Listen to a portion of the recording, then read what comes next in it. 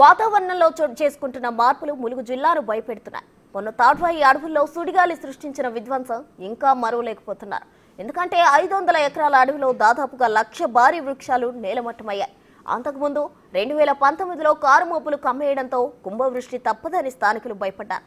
అప్పుడు ప్రమాదం తప్పింది. కానీ మొన్న అడవిలో బీభత్సం సృష్టించింది అని అనుకుంటున్నారు స్థానికులు.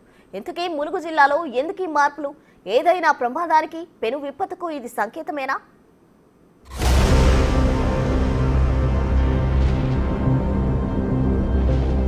అది ఆగస్టు 31.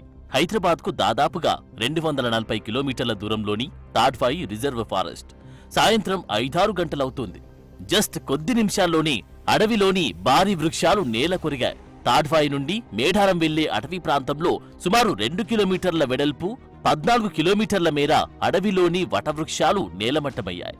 యావరేజ్ గా 1,00,000 చెట్లు విరిగిపడ్డాయన్నది ప్రభుత్వ లెక్క. భూమిలోకి పాతుకుపోయిన పెద్ద పెద్ద చెట్లన్నీ కూడా వేర్లతో సహా బయటకు వచ్చాయి. కొన్ని చెట్ల కాండాలు నిట్ట నిలువున చీలిపోయి వడితిరిగి పడ్డాయి. మొత్తంగా అక్కడ జరిగింది ఎన్నడూ చూడని విధ్వంసం. ఇది మానవ మాతృల పని కాదు. మరి ఏం జరిగింది?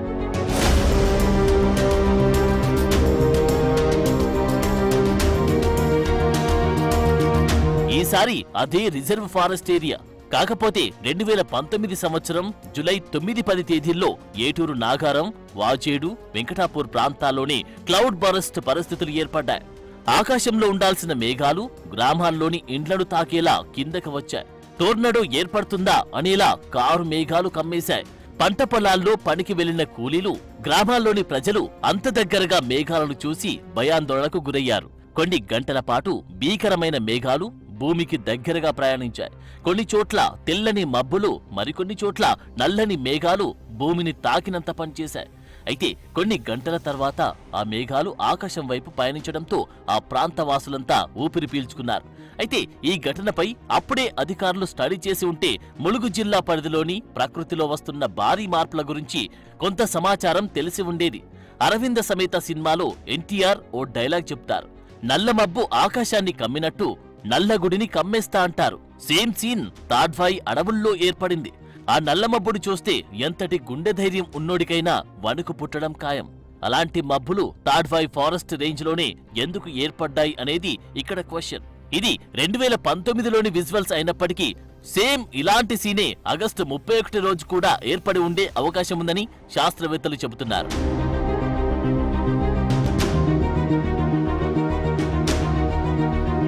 జలాశయాలు, నదీ ప్రవాహాలు ఉండే ప్రాంతంలో కనిపించే వాటర్ స్పౌట్స్ తాడ్వాయి సమీపంలో ఏర్పడ్డాయని అధికారులు ప్రాథమికంగా నిర్ధారించారు.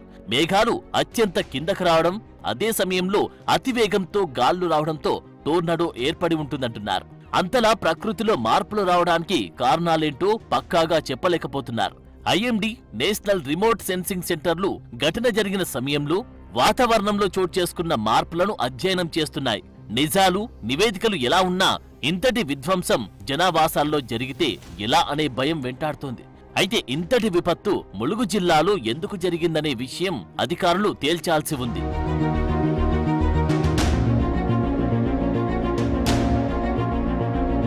తాడ్వాయి అడవి ధ్వంసం, ఏటూరు నాగారంలో ఏర్పడిన పరిస్థితులను గమనిస్తే ములుగు జిల్లా ప్రాంతం ప్రకృతి వైపరీత్యాలకు నిలయంగా ఉందని చర్చ జరుగుతోంది. పర్యావరణ సమతుల్యాన్ని కాపాడే అటవీ సంపద ఉన్న ములుగు ప్రాంతంలోనే ఇలాంటి విపరీత మార్పులు ఎందుకు వస్తున్నాయనేది శాస్త్రవేత్తలు తేల్చాల్సి ఉంది. ఏది ఏమైనా అసలు మూలాలు తెలిసే వరకు ములుగు జిల్లా డేంజర్ జోన్లో ఉన్నట్లే.